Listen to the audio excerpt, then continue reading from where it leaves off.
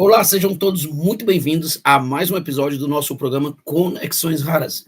Eu sou Lindenberg Salmito, pai de uma criança, ativista da causa, diretor da Associação Cearense de Distrofia Muscular, e estou aqui mais uma vez através da Associação Brasileira de Doenças Genéticas. Esse nosso episódio, esse nosso programa, ele tem como missão dar visibilidade às doenças raras, apoiar famílias, defender direitos e construir um conhecimento que transforma a vida.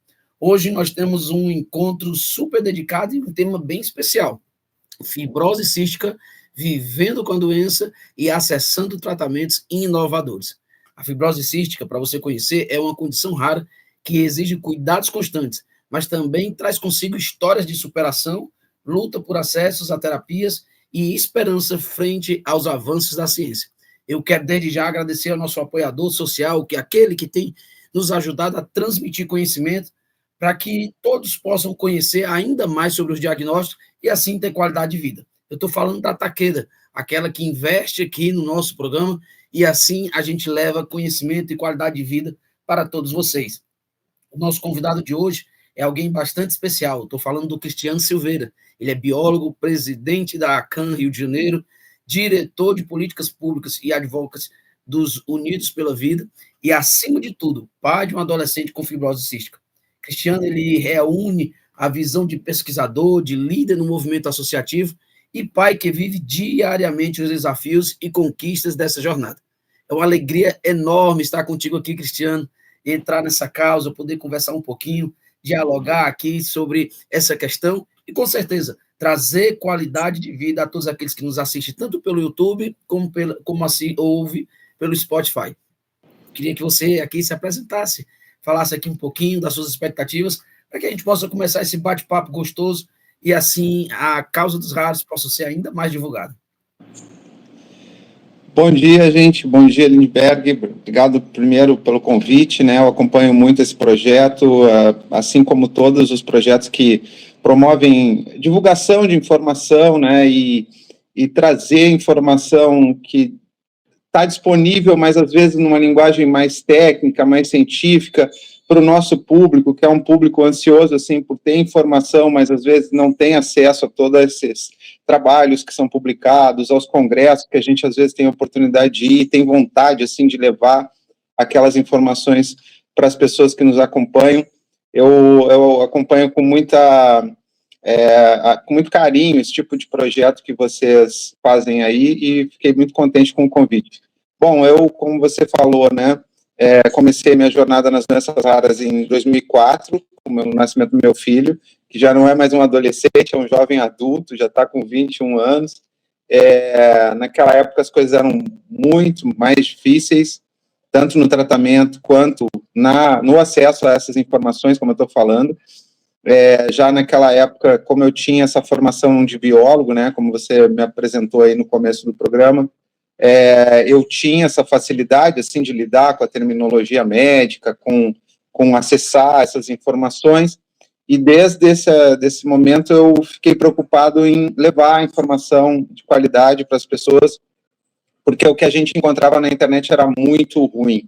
Você deve lembrar também, você na distrofia muscular, ter uma visão muito negativa da doença, muito assim, terrível da doença, né? A gente sabe que a gente tem desafios importantes, né, nas nossas doenças, né, tanto na fibrose cística como na distrofia muscular, não é uma coisa fácil de lidar, mas existem formas de tornar essa vida mais digna, mais plena, né, e sem falar em todas as possibilidades de tratamento que estão chegando, que estão por vir, e eu acho que a gente trazer essa esperança, né, e trazer todas essas considerações aí sempre foi a nossa obstinação aqui de levar, né, mais informação. Outra correçãozinha que eu preciso fazer é que eu já fui presidente da associação aqui do Rio de Janeiro. Atualmente, quem é a presidente aqui é o nosso amigo Herculano Peixoto. Isso porque a gente gosta aqui de revezar, né, na liderança, até para formar gente nova, e a gente está com uma diretoria muito bacana lá agora na ACAN. Queria até dar um abraço para o pessoal da ACAN aqui do Rio de Janeiro, e os parabéns aí para o Herculano, se ele estiver nos assistindo. mas fiz parte, sim, dessa associação, faço ainda, né, sou do conselho diretivo, mas não faço mais parte da diretoria, mas tenho muito orgulho aqui do trabalho que a gente faz aqui no Rio de Janeiro também. Observando, né, essa questão de pai, assim como eu, a gente sabe que no dia a dia, nos bastidores, é uma tarefa bem difícil relacionada ao diagnóstico raro, e a gente luta a todo momento para que a qualidade de vida, para que as coisas fluam de uma forma natural. Conta um pouquinho da tua história, né? Porque, assim, quem vive no diagnóstico raro, a gente sabe que até descobrir o diagnóstico é uma missão difícil. E depois que descobre, embora seja assim, uma dor, um período de luto, mas a gente se levanta e vai para a luta. Então, conta um pouquinho dessa tua experiência da descoberta do diagnóstico. Eu gosto muito de falar desse tema, porque eu acho que alguns pais, né, depois, né, em associações, né, como estão lidando assim com o dia a dia da associação, esquecem o quanto é importante o diagnóstico, né, o diagnóstico precoce, e isso também é outra obstinação assim que a gente perseguiu. Eu não sei se vocês notaram pelo sotaque, mas eu não sou aqui do Rio de Janeiro, eu sou gaúcho de nascimento. Meu filho também nasceu em Porto Alegre, isso em 2004, quando já havia a portaria que criava o Programa Nacional de Triagem Neonatal, que é de 2001, mas na maioria dos estados ainda não tinham sido implantadas a fase 3 ainda, que incluía a fibrose cística no teste do pezinho disponibilizado no SUS. Então, isso foi uma luta muito grande. Imagina, no Rio Grande do Sul, que era o estado com a maior prevalência da doença, a gente levou mais de 10 anos para ter a implantação da fase 3, que incluía a fibrose cística no teste do pezinho, que era realizado apenas se eu não me engano, em São Paulo, no Paraná, em Minas, mas muito poucos estados mesmo incluíam. Aqui no Rio também, quando eu vim para cá em 2010, ainda não estava, e a gente fez um movimento muito grande mesmo, junto ao Ministério Público Federal, junto ao próprio Ministério da Saúde, ao Congresso Nacional. A gente fez uma audiência pública no Senado sobre o assunto, porque o que acontecia? A adesão, né, à fase 3 do programa era uma adesão voluntária dos estados. Então, ele fazia quando se achava apto, né? E isso demorava muito, porque o Estado sabia da complexidade de fazer isso e não queria mais essa incomodação, vamos dizer assim, né? E fugia disso. E a gente, então, foi junto, né, claro, com a Associação Brasileira de Fibrose Cística e com todos os atores aí das associações estaduais, começamos um grande movimento. Em 2011 começou a sair do papel, a gente fala, né, a triagem da fibrose cística pelo SUS. Então, é uma luta grande. Agora a gente teve também a lei que ampliou, né, as doenças detectadas no teste do pezinho. A gente sabe a luta que está sendo, né, para a gente fazer isso em todos os estados, né. A gente já tem iniciativas como o Distrito Federal e outras que já implantaram testes ampliados, mas isso está acontecendo de uma forma muito gradual nos outros estados. Em alguns estados a gente está só com as 6 mesmo, que são as do programa atual. Então, foi um desafio grande. Em 2004, meu filho foi diagnosticado num teste privado, que a gente chama de teste do pezinho ampliado, né? Na rede privada aí são vários nomes, né? Teste Plus, teste, enfim. Mas eu não gosto muito do teste privado, sabe por quê? Porque depois ele não segue a lógica do SUS, que eu acho que é uma lógica muito interessante, que é de fazer logo o encaminhamento do paciente para o centro de referência. E eu levei bastante tempo para fazer esse caminho, né? Com o resultado, né, que vocês sabem, às vezes ele é duvidoso. Então, o primeiro teste do meu filho foi duvidoso, isso atrapalhou um pouco. Quando veio um primeiro teste genético que ainda incluía só uma única mutação, o meu entendimento, até como biólogo nessa época, me atrapalhou a ser biólogo. Ele veio só uma variante, né, só uma mutação em um alelo. E a fibrose cística é uma doença dominante, né, é uma doença recessiva, doença recessiva precisa de ter duas mutações, né.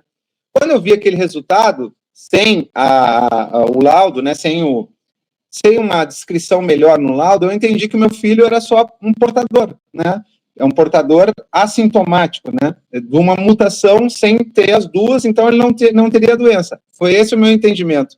Na época eu não sabia que a fibrose cística tinha mais de 2.000 mutações, e que ele podia ter outra mutação no outro alelo e, consequentemente, ter a doença. E foi o que aconteceu.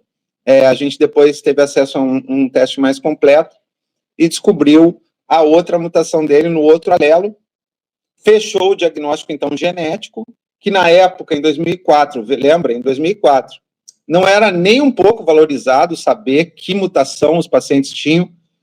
Os médicos mesmo, clínicos, né, os pneumologistas, diziam que isso não mudava nada. Tinha um discurso até assim meio contra o teste genético. Eu falo isso muito abertamente aqui porque eu acho que a gente precisa aprender, né, com esses erros todos, né. Fazer um discurso assim, isso não vai mudar nada no tratamento. E como isso mudou, né? Como isso depois determinou todas as possibilidades de tratamento que essas crianças hoje têm, né? E que são dependentes das variantes, né? Das mutações. Eu estou falando já a nova terminologia, não sei se vocês estão acostumados, mas as variantes são os nomes hoje dados às mutações, né? Nos genes que determinam essas doenças genéticas, né? Lembrando que tem um bando de doenças também raras que não têm origem genética, mas a maioria das nossas doenças tem origem genética, então a gente acaba se acostumando com essa terminologia toda. Se ficar alguma coisa aqui que vocês não entendam, por favor, me pergunta aí, porque às vezes eu misturo um pouco essas duas linguagens, né? Uma linguagem mais técnica e uma linguagem mais coloquial aqui. Mas então foi assim, foi um meio tortuoso o caminho, apesar de a gente ter acesso ali a um teste particular. Não foi rápido, a gente teve o diagnóstico isso, né, até ele estar realmente sendo atendido num centro de referência, foi um caminho meio confuso, assim, que eu acho que, felizmente, quando a gente tem um teste feito na rede pública, logo é encaminhado o paciente para um centro de referência, onde os médicos todos sabem o que a gente está falando, né, e acabam fazendo um acompanhamento muito mais racional e adequado, né. Aproveitando toda essa sua explicação, a gente percebe claramente que já era da sua área, mas quando a gente entra no mundo dos raros, a gente acaba se aprofundando ainda mais, estudando mais aquele diagnóstico, e acaba se tornando um especialista, mas a sua vivência, a sua área acadêmica, ela também ajudou muito nesse processo. Então, tem gente que vai estar assistindo aqui no YouTube, junto conosco, que está assistindo, e por mais que o título esteja lá, do tema do nosso encontro aqui, tem gente que não entende, ou está se descobrindo. Você poderia trazer para nós, assim, aproveitar todo esse seu conhecimento, toda a sua forma de explicar, trazer para nós o que é a fibrose cística, da maneira como você apresenta, de uma forma fácil, de uma forma natural. Você pode trazer para a gente até para que as pessoas, que as pessoas elas possam entender e compreender melhor e começar uma investigação mais aprofundada sobre esse assunto. A primeira coisa que a gente precisa dizer, então, que a doença genética, né, como eu falei, ela é herdada, né, dos pais, e para ela acontecer na criança, ela precisa ser realmente herdada do pai e da mãe, né. Eu gosto de falar isso porque, às vezes, eu ouço ainda, né, as pessoas com uma certa culpa, né, de ter transmitido isso para os filhos, né, e algumas pessoas dizendo assim, isso é culpa da minha família, porque na minha família teve uma criança lá em 1920 que nasceu e morreu logo em seguida. Gente, muito tempo, há um pouco de tempo atrás, né, na década de 20, 30, 40, as crianças morriam mesmo no primeiro ano de idade. Era muito comum a gente ter óbito infantil, né, antes das vacinas, antes dos antibióticos, antes das dietas, enfim. As crianças, infelizmente, tinham muito óbito no primeiro ano, né? Então, a gente tem que ter cuidado, assim, um pouco com as coisas. Claro, quando a gente vê, assim, que houve, né, aqueles sintomas, né, característicos das doenças, é sempre importante a gente saber essa questão de herança. Mas, numa doença que a gente tem, assim, a necessidade de ter os dois alelos, né? Eu até peguei aqui, os dois alelos. A gente tem que herdar um alelo do pai e um alelo da mãe, para formar, né, então, aquele nosso cromossomo lá, né, e ter essa mutação nos dois lados, né, vindo dos dois lados. Então, eu falo isso assim porque eu vejo ainda assim, mães se sentindo culpadas, isso é da minha família, pais se sentindo culpados, isso é da minha família, isso não faz sentido nenhum. Primeira coisa, então, a doença genética é dada de pai e mãe. Segunda coisa é que ela não ela é autossômica. O que quer dizer isso? Ela não está ligada ao sexo, né? A gente tem várias doenças genéticas que são ligadas ao sexo, que a gente chama, né, que ocorrem só em meninos ou só em meninas, porque estão ligados àqueles cromossomos que a gente fala são o cromossomo X e o cromossomo Y, né? A fibrose cística é uma doença autossômica, não está ligada a esses cromossomos sexuais, então ela acontece igualmente em meninos e meninas, a mesma proporção, né? E aí a gente entra nos sintomas, né? A doença é uma doença que provoca um problema, né, numa proteína, uma única proteína. É uma doença de um único gene que codifica uma única proteína, que é um canal de cloro na superfície das células. Todos nós, né, nosso corpo é formado de células. As nossas células têm uma comunicação assim com o ambiente externo, né? Ela é protegida, né, por uma membrana celular que ela é impermeável, a membrana é impermeável, mas para ela fazer essa comunicação entre os meios, ela tem canais que podem ser de várias substâncias, muitos canais de água, muitos canais de íons, né? E esse canal da fibrose cística é um canal de cloro, o íon cloro passa por ali. Tem o íon de bicarbonato também, mas não vem ao caso aqui a gente explicar o bicarbonato. Ela permite a saída, né, do cloro da célula de dentro para fora da célula. Quando ela não está funcionando direito, essa proteína, ou quando ela está ausente da membrana celular, lembrando que a membrana celular é impermeável, né, o cloro não sai lá de dentro. O cloro não sai lá de dentro da célula. E ele não saindo, ele se acumula dentro da célula.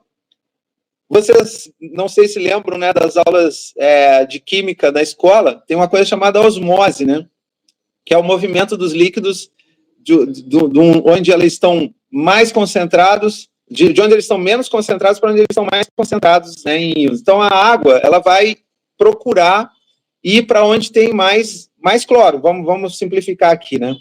Então, ela entra para dentro da célula, né?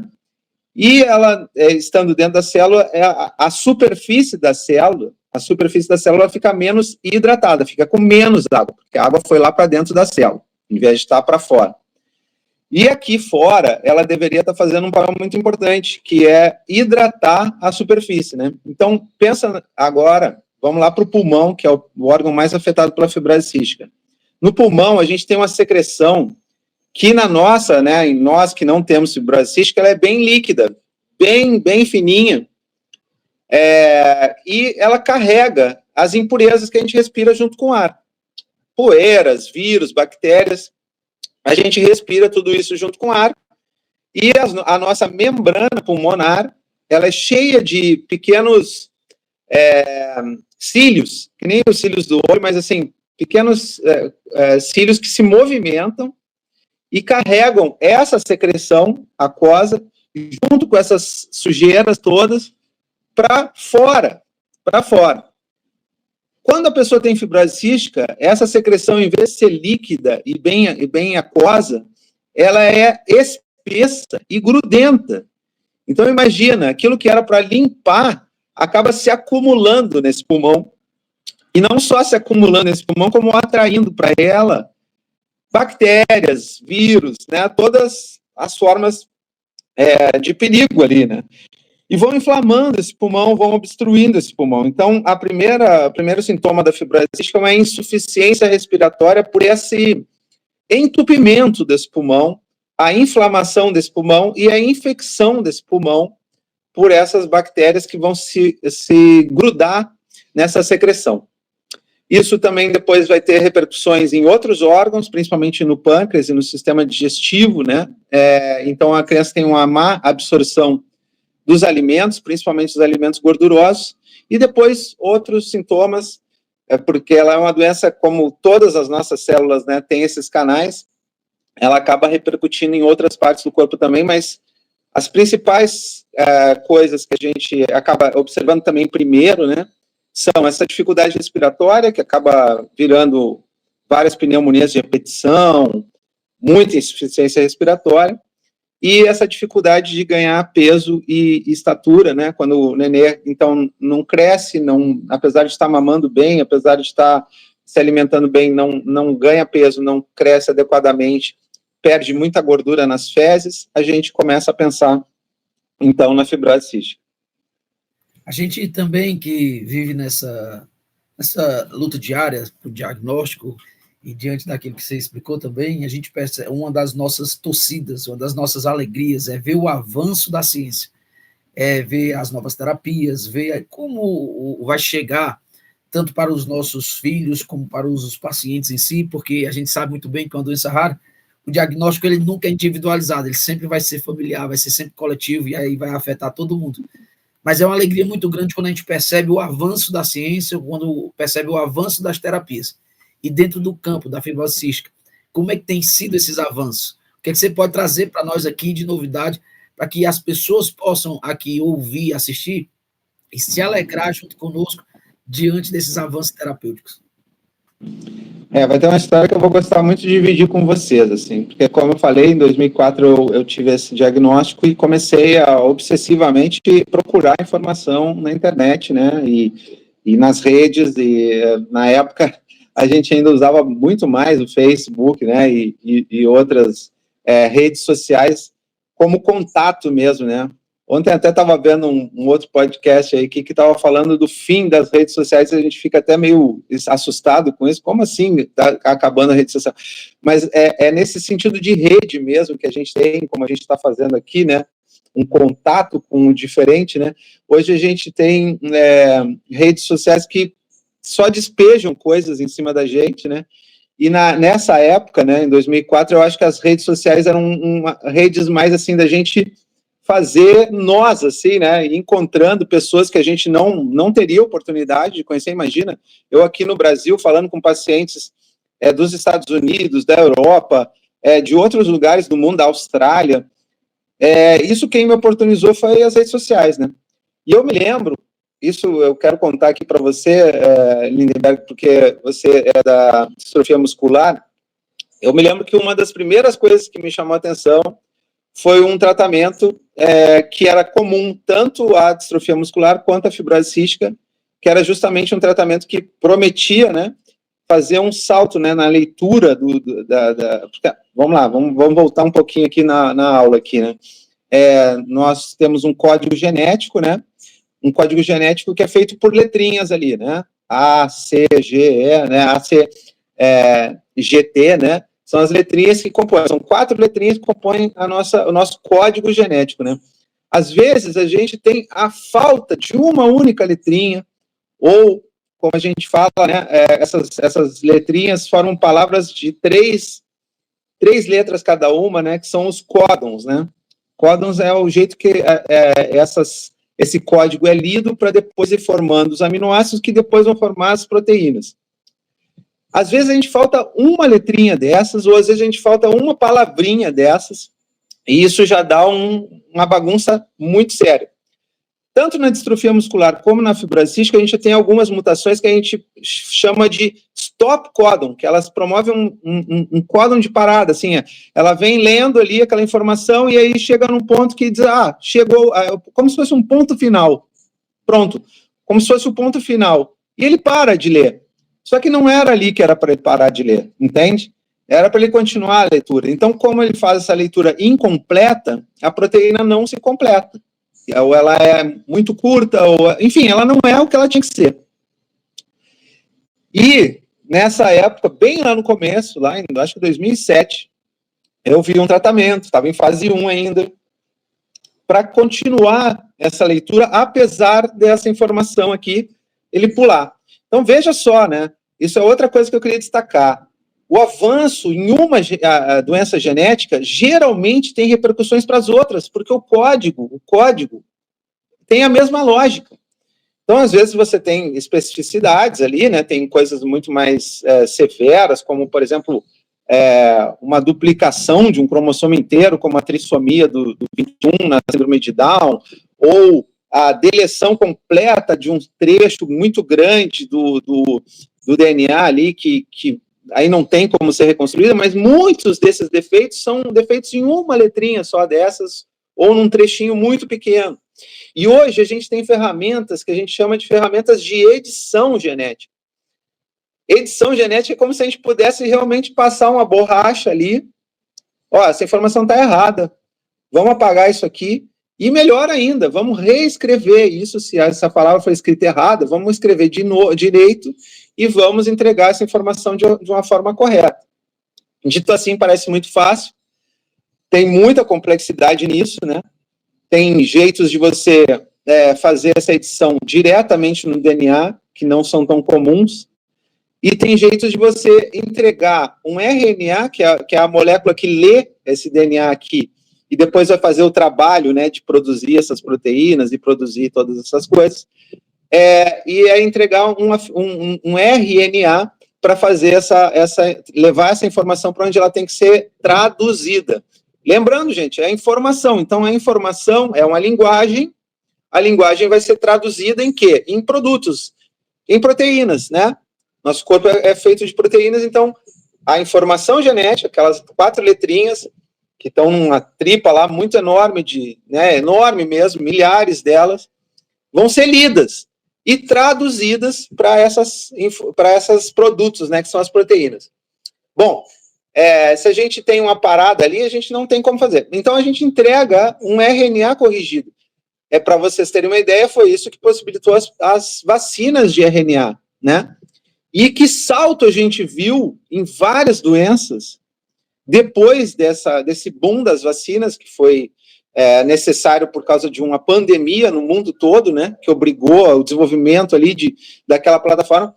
Não é que ele tenha sido criado só para as vacinas, né, gente? Ela já vinha sendo estudada muitos anos antes, mas aquilo tudo foi muito acelerado para dar uma resposta, ali para a pandemia, e hoje pode servir para várias outras abordagens. Então, que coisa fantástica, a ciência evoluindo para uma doença e trazendo respostas para várias outras, né? Então, para a fibrose cística, o que aconteceu foi o desenvolvimento de moléculas, né, que a gente chama de moduladores, que elas se ligam a essas proteínas defeituosas, quando elas existem, e promovem uma correção dessas proteínas defeituosas, ou então uma potencialização delas, quando elas estão ali, mas elas não funcionam direito. Mas você veja, Lindbergh, que já é naquela etapa seguinte, eu tenho que ter essa proteína para ela se ligar, para essa molécula se ligar ali e fazer ela funcionar melhor. Então já é uma etapa seguinte. Hoje, a gente tem várias abordagens de terapia gênica. A terapia gênica vai ser naquela etapa anterior, e ela vai ser ou no RNA, ou até, às vezes, em alguns casos, no próprio DNA do paciente. A maioria vai ser RNA, tá, gente? Porque até pelo risco, né, sempre que a gente fala em alterar DNA, tem um risco dele alterar outras partes do DNA e não ter o resultado adequado. Isso aconteceu muitos anos atrás, nas primeiras pesquisas com terapia gênica, a gente teve alguns inconvenientes, que foram essas moléculas, né, se ligarem onde não tinham que se ligar e provocarem respostas que não eram as desejadas. Ou então, provocarem resposta imunológica do paciente, que também é outra coisa comum, inclusive tem eventos, né, na distrofia muscular, em discussão hoje até, né, de eventos de uma resposta imunológica ao tratamento, porque o corpo, mesmo aquilo sendo uma coisa boa, né, Lindbergh, o corpo do paciente entende que aquilo ali não é o seu produto, né, e ataca aquilo como se fosse uma coisa estranha. Então, é uma coisa que sempre os tratamentos precisam sempre modular e evitar que isso aconteça, até para manter esse tratamento efetivo e eficaz ao longo do tempo também. Porque não adianta também você ter uma resposta durante uma fase muito curtinha e depois essas células vão sendo substituídas, porque o nosso corpo, né, é assim, né? Tem células que vão sendo substituídas e tem células que são permanentes. Os nossos neurônios, por exemplo, são os mesmos desde que a gente nasce. Alguns até, hoje a gente sabe que a gente nascem alguns neurônios, mas a gente não substitui os nossos neurônios. E a nossa pele, por exemplo, a gente troca praticamente toda semana. o nosso epitélio do pulmão também, a mesma coisa. Então, não adiantaria, por exemplo, eu substituir o DNA das minhas células, porque depois elas vão ser trocadas e pronto, acabou aquele tratamento. Então, são várias coisas aí, né, Lindbergh, que são complexas, mas que incrível que a gente está vendo isso no nosso tempo de vida, porque quando o Pedro nasceu, nada disso se falava, não se falava em nada disso. Isso tudo, quando eu ouvia, parecia uma coisa de ficção científica para daqui a 200, 300 anos, para uma coisa assim de filme, e a gente está vendo isso. Então, isso é muito empolgante, muito empolgante. Que bacana, né, a gente ter essa oportunidade, como você bem frisou, que no passado era uma coisa que nós só imaginávamos ou assistíamos na TV como filme, né, como algo que pudesse acontecer. Mas essa realidade está chegando até nós.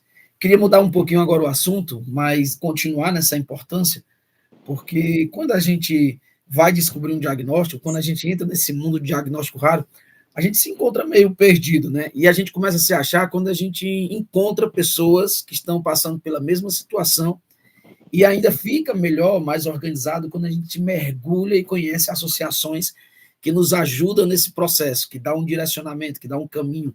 Porque, como você mesmo disse, a gente às vezes vai descobrir, eu sei que você tinha já nessa área, já era envolvido, mas a grande maioria dos familiares, quando eles descobrem, eles partem para a internet para descobrir o que é aquilo, e geralmente o que eles leem não são coisas boas, e isso machuca um pouco.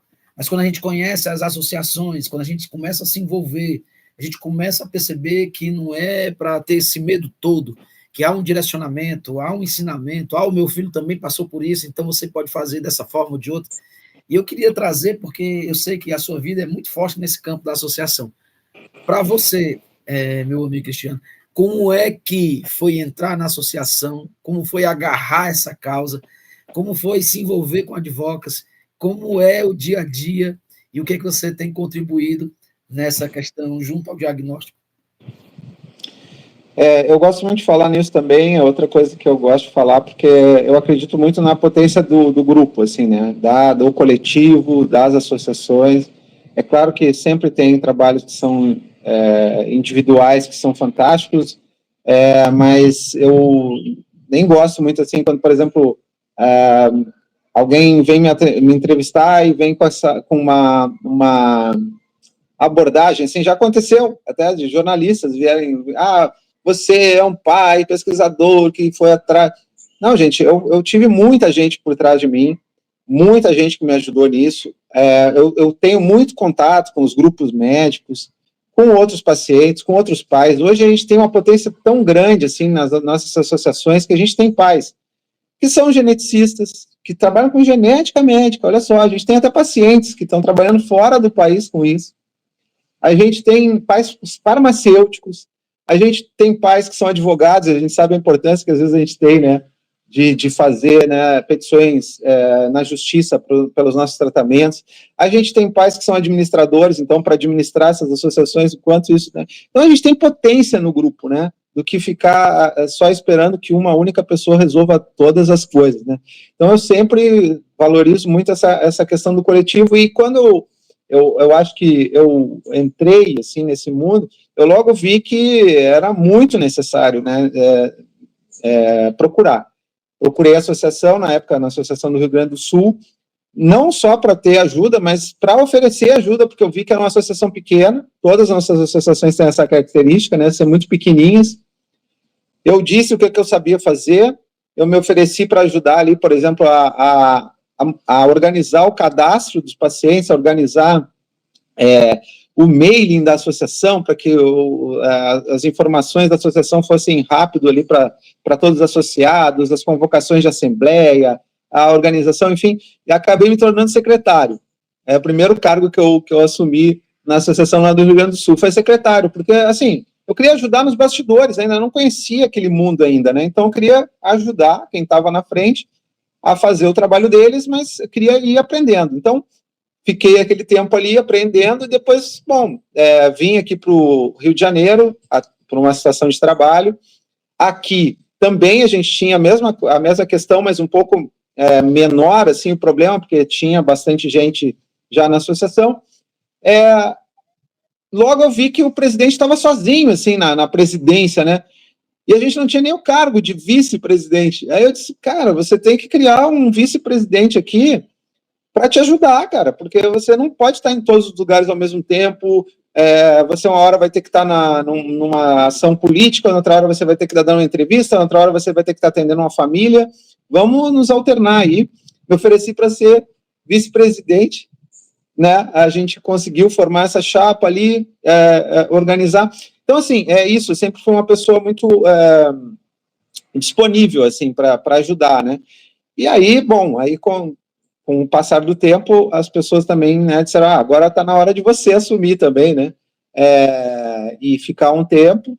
Foi um tempo muito bacana também, um tempo de aprendizado muito grande, com muitas dificuldades, vocês sabem, né, como é lidar com associações de pacientes, ainda com um desafio maior aqui, que no Rio de Janeiro a gente tem uma conquista da gestão anterior à minha, né, do Boris Najman, né, que pegou essa associação e profissionalizou ela. Então, aqueles trabalhos que eram feitos pelos próprios pais, a gente chamou assistente social para trabalhar, a gente chamou fisioterapeuta para trabalhar na associação, a gente chamou nutricionista para trabalhar na associação. Então, a gente chamou profissionais para a gente não precisar lidar com essas questões todas do dia a dia e poder lidar mais com essas questões todas de política pública, de advocacy e tal. Só que isso é muito desafiador, porque a coisa mais desafiadora é pagar folha de pagamento, né? Todo mês, religiosamente. Então, você tem que garantir ali aporte de recursos para sustentar aquilo. Então, é muito difícil, né? Aprendi muito disso também, porque não era uma coisa que eu dominava, não era uma coisa que eu tinha, né? Eu nunca tinha administrado uma empresa, por exemplo, eu acho que é muito parecido, pequenas empresas, claro, né? Mas foi um momento de desafio, de aprendizado de novo, né? Então, é isso, eu acho, e a gente é muito necessário. E outra coisa que daí, indo agora para o Instituto Unidos pela Vida, né, que é um instituto que tem atuação nacional, a gente procurou fazer, foi fazer essas associações funcionarem mais em coletivo mesmo, né? Então, ter encontros, ter discussões de como fazer essa profissionalização acontecer, né? Nem todas vão ter essa possibilidade que a gente teve de contratar pessoal, mas como fazer uma associação ser mais profissional, ser mais, inclusive, vista com mais seriedade pelo poder público, como é que você faz essa comunicação com o poder público, como é que você faz advocacy, como é que você faz para ser respeitado, né, nesse meio, né, para ser ouvido, como é que você faz para ser ouvido por um gestor, né? O que você tem que levar lá? Às vezes você tem que fazer campanhas, às vezes você tem que fazer mais que isso, você tem que levar dados, você tem que produzir números, você tem que trazer informação também para aquele gestor também, ajudar a se ajudar, né? Me ajuda a te ajudar, né? Às vezes a gente ouve essa coisa, né, do político, me ajuda a te ajudar, e é isso mesmo.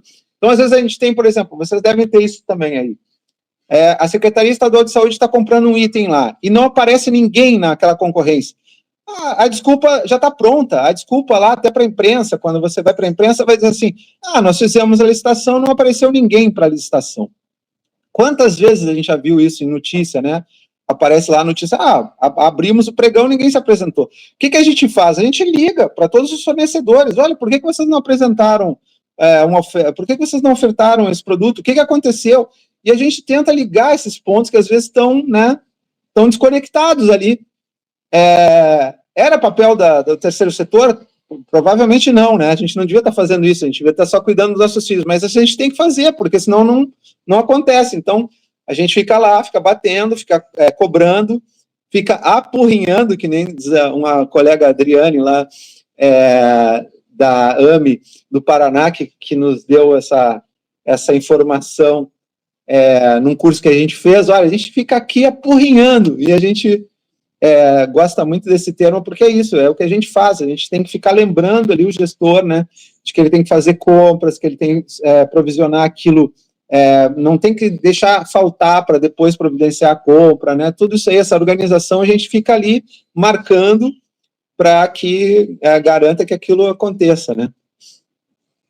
E realmente é bacana demais ouvir uma história como essa, porque a gente sabe do dia a dia da dificuldade de uma associação, a gente sabe como realmente tem que fazer, às vezes, tarefa que não pertence a nós, Mas se a gente não se movimentar, não consegue atingir aquilo que queremos. E aí, voltando novamente para a fibrose cística, em relação à questão de, a gente falou aqui dos avanços de terapias e em outros, eu sei que todo mundo, quando vai falar de diagnóstico, a nossa preocupação maior sempre é uma medicação que venha e traga um resultado brilhante e basta a gente tomar ali ou ser aplicado alguma coisa que funciona. Mas a gente sabe que não é bem assim, né? Você falou de uma equipe multidisciplinar e essa equipe ela tem uma extrema importância na qualidade de vida e no tratamento de qualquer diagnóstico. E aí eu te pergunto, além dessa luta pelo acesso a medicamentos, quais as outras demandas urgentes da comunidade da fibrose cística precisam ganhar mais espaço no debate público? Outra vez você também tá me dando uma oportunidade muito legal aqui de falar de uma coisa muito importante, né? Os moduladores, né, que a gente fala, né, essas novas drogas, elas foram literalmente uma revolução na fibrose cística, uma revolução mesmo, elas mudaram o jogo, a gente fala, né? Elas viraram a mesa, né? Transformaram a realidade da fibrose cística. Só que os moduladores não funcionam para todo mundo com fibrose cística. Como eu falei, né, a gente tem 2.000 mutações da fibrose cística, e esses medicamentos funcionam para a maioria não, para aquelas mutações mais comuns na maioria dos pacientes, mas não para a maioria das mutações, que tem algumas mutações que são muito raras, mas elas são muitas. Então, tem alguns pacientes ainda, e são muitos, especialmente aqui no Brasil, que a gente tem uma heterogeneidade, a gente tem uma formação étnica, né, da população diferente dos Estados Unidos, diferente da Europa, que é todo mundo muito parecido. Aqui a gente tem herança indígena, a gente tem herança do povo preto, a gente tem herança de vários lugares do planeta que vieram se juntar aqui. Então, a gente tem essa informação toda e a gente tem muitas pessoas, então, que não se encaixam ali naquele padrão, né, das mutações mais comuns, né? Então, o que acontece? Vão ter muitos pacientes que vão ter aquela fibrose cística que ainda não é tratada pelos moduladores. Vão ter aquela fibrose cística grave, né, que a gente estava falando aqui, né, com todos aqueles sintomas, respiratório, digestivo e tal, e que vão precisar daquele tratamento clássico, com aquelas medicações, né, para você mobilizar essa secreção, com os antibióticos para tratar essas infecções, com a nutrição para você compensar aquela dificuldade de nutrição, com as enzimas digestivas para compensar a falta delas, com muita fisioterapia, 2 sessões diárias de fisioterapia, pelo menos, muito exercício físico, muita coisa, um tratamento que, assim, em média, Lindbergh, é de 3 horas por dia. 3 horas por dia. E de uma equipe que inclui fisioterapeuta, nutricionista, pneumologista, e assim vai. Se a gente quiser ir até para as questões de saúde mental, psicólogo, psiquiatra também, que é uma coisa que a gente tem visto cada vez mais importante, até para essas questões de adesão ao tratamento, né? Então, é uma equipe multi mesmo, né? E tem que trabalhar junto. Então, é muito, muito mesmo desafiador. Agora, só me perdi, eu acabo indo para muitos lugares aqui, na resposta e me perdi um pouco na pergunta original.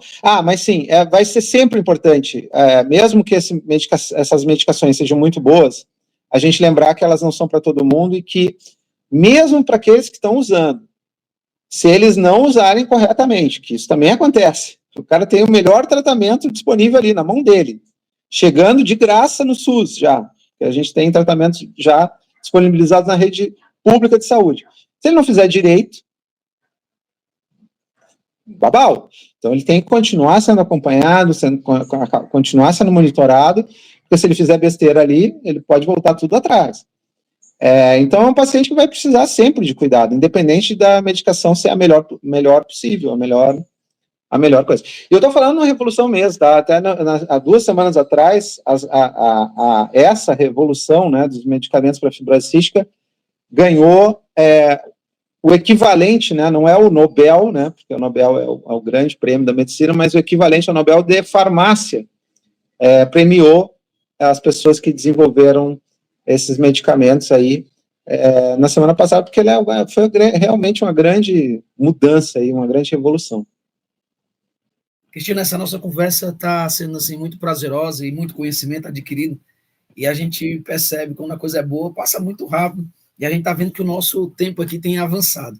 Mas antes de chegar ao fim, eu queria mudar um pouco esse contexto, embora você já tenha tocado nesse assunto, porque aqui tem muitos pais que assistem. E a gente sabe que no mundo de doenças raras é difícil um homem pai permanecer nesse tratamento, né? A gente sabe que na maioria dos casos as famílias elas sofrem esse desgaste e a gente já tem comprovado cientificamente que o papel da família dentro de um tratamento traz uma melhoria enorme. Eu queria que você compartilhasse esse lado pessoal, né? Como é ser um pai de um jovem com fibrose cística, e porque com certeza você inspira outras famílias nessa correria, nessa luta, nessa vontade de fazer diferente. E aí tem pais que nos acompanham aqui que precisam dessa motivação, que precisam dessa disposição, como você criou e como você tem se agarrado. Então, passa para a gente como é esses aprendizados que você tem tirado diante da caminhada com o seu filho, no dia a dia, até para que os outros pais se inspirem e criem vontade também de mergulhar nesse propósito. Eu sempre digo assim, nascimento dos meus filhos, né? Eu tenho 2 filhos. Eu tenho um filho, Pedro, com fibrose cística, 21 anos, e a Luísa, com 17 anos, ela não tem a doença, mas eu tenho esse casal de filhos e elas são as melhores coisas da minha vida, assim, né? São a coisa realmente que mudou a minha vida completamente, para qual eu direciono todas as minhas energias. Então, é uma oportunidade muito incrível para você abrir mão. E, infelizmente, a gente vê, né, e aí eu queria homenagear, né, as mães, né, porque elas sempre ficam, e elas estão aí e fazem um grande trabalho, porque, infelizmente, né, a gente tem um grande abandono nosso, né, da figura masculina. E a gente que está em associação sabe, né, que mesmo nas famílias que têm um pai, né, metade desses pais não são pais biológicos dessas crianças, né, porque o pai biológico mesmo abandonou essa família logo depois do diagnóstico. É uma coisa muito triste, que a gente precisa falar até para, não sei, para de alguma forma sensibilizar, né, para esse problema, que é um problema sério, porque é muito mais difícil, né, lidar sozinho com uma situação dessa. Mas falando aqui do aspecto, então, pessoal, eu tenho uma família que está junta nisso, né, a minha esposa também faz um trabalho incrível, e fez um trabalho, assim, muito, assim, de estar muito comprometida com todos esses aspectos que a gente falou aqui do tratamento, de estar cuidando da fisioterapia, da nutrição, quando eu estava trabalhando, e eu, até por não estar podendo, né, estar envolvido tanto com essa questão do dia a dia ali, né, por mais que eu quisesse, por mais que eu tentasse, né, compensar esses momentos que eu não podia estar ali com eles, eu fui buscar outra forma de ajudar, e a minha forma de ajudar era, então, ir atrás da informação, ir procurar essas respostas que, na época, eram muito poucas, né. Então, fui atrás de formação, fui atrás de contato com médicos em vários lugares do mundo, associações em vários lugares do mundo, e nessa procura as coisas acabaram acontecendo, acabaram aparecendo, né. Então, eu acho que, espero que isso inspire as pessoas, né, que elas não se acomodem. Isso eu acho que é uma coisa que a gente precisa dizer, assim, uma coisa diferente, uma coisa é você ter fé, eu tenho minha fé e respeito muito quem tem isso, porque isso dá muita força interior, mas você só esperar que as coisas aconteçam porque você está ali, né, dedicado à sua fé, não vai acontecer. Você tem que ir atrás, você tem que fazer a coisa acontecer, muitas vezes. Então, não se acomodar, nunca aceitar também que as coisas são assim porque são assim e não tem resposta porque não tem. Não, muitas das coisas que pareciam completamente impossíveis, porque eram muito difíceis de serem arrumadas, hoje já tem resposta. Então, acreditem, e acreditem numa coisa assim, a esperança, ela é um verbo, você tem que esperançar, você não tem que esperar sentado, você tem que esperançar, você tem que fazer a esperança acontecer, e ela acontece no dia a dia, tá? Porque se essa criança também não estiver bem no dia a dia, não estiver ali fazendo a melhor coisa que você puder naquele dia, ela não vai conseguir chegar para ver tudo isso que a gente está vendo ali na frente. Então, faça o melhor que você tem disponível agora para você ver essa maravilha acontecendo, que eu tenho certeza que vai acontecer ainda para muita gente, que é essa questão das respostas que a gente tanto esperou, né? Estarem chegando nesse momento, né? Não é uma coisa lá no futuro muito, muito distante, é uma coisa que está muito próxima da gente, a gente só tem que fazer força ali para agarrá-la, né? A gente tem que dar uma corridinha, não adianta ficar sentado esperando que o trem passe e pare na nossa estação. A gente tem, às vezes, que dar uma corridinha atrás desse trem, né? E é isso que eu acho que é o papel dos pais, pai e mãe, pegar essa criança no colo e ir atrás, dar uma corrida ali, alcançar isso, porque está logo ali adiante, e a gente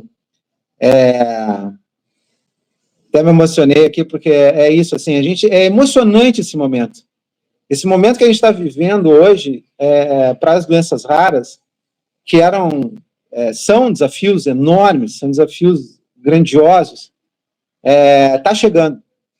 E a gente, então, se a mensagem final puder ser essa, que a gente tenha esperança e tenha essa esperança ativa, né? Corra atrás dessa esperança nossa. Que bacana mesmo esse bate-papo gostoso com você, onde a gente aprendeu muito sobre a questão do diagnóstico de fibrose cística, como também a sua participação em associação e a sua vivência como pai. A gente fica muito feliz e agradece a sua participação, por ter aceito esse convite, por transmitir de uma forma tão clara e abençoada as informações que você nos trouxe. E antes de encerrar, eu queria deixar as considerações finais daquilo que você acha que a gente ainda não tocou, o que é importante falar, ou até mesmo uma palavra final de incentivo aí para todos que estão nos assistindo. Já que a gente falou em associação, né, eu queria fazer um agradecimento, né, a todas as pessoas que fazem parte da associação. Aproveitando que você é do Ceará, queria mandar um abraço grande para a Selmar, que é da Associação Cearense de Fibrose Cística, que é uma pessoa que tem uma liderança incrível na fibrose cística, as coisas incríveis pelo filho dela, que é um filho adulto também, viu tudo isso que eu falei, passou por tudo isso que eu passei. Então, assim, toda pessoa mesmo que está ou no cargo de presidência ou não, mas que está ali atuante na sua associação, queria fazer um agradecimento aqui.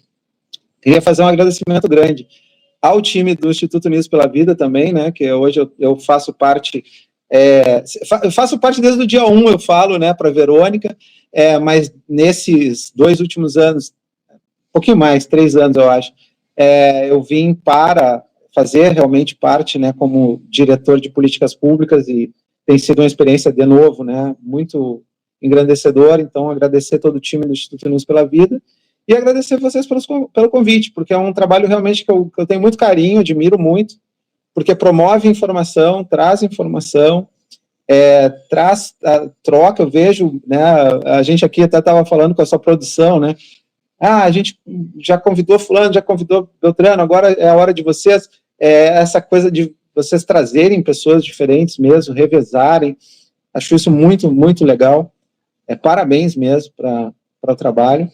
E obrigado, a mensagem é de gratidão.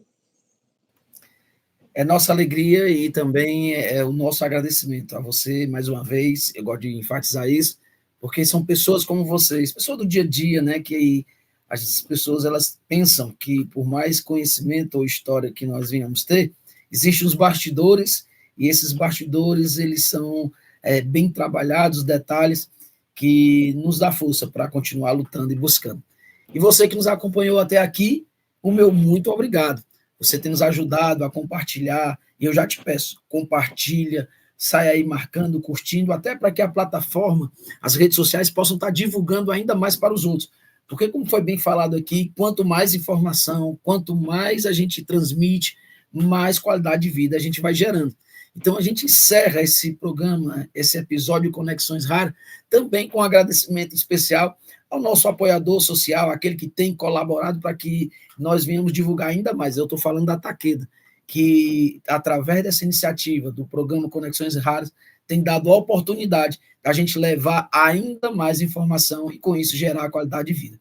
E se, mais uma vez, tocando nesse assunto, se essa conversa trouxe nova perspectiva para você, nos ajude a compartilhar. Se trouxe acréscimo no conhecimento, se você percebe que essa informação precisa chegar a alguém que está tentando descobrir um diagnóstico, espalha e nos ajuda nisso. Porque quanto mais nós espalharmos, mais qualidade de vida temos. E como eu sempre gosto de falar, existe vida, sim, pós-diagnóstico. Então, até o nosso próximo encontro e fica com Deus. Tchau, tchau. Espero por você.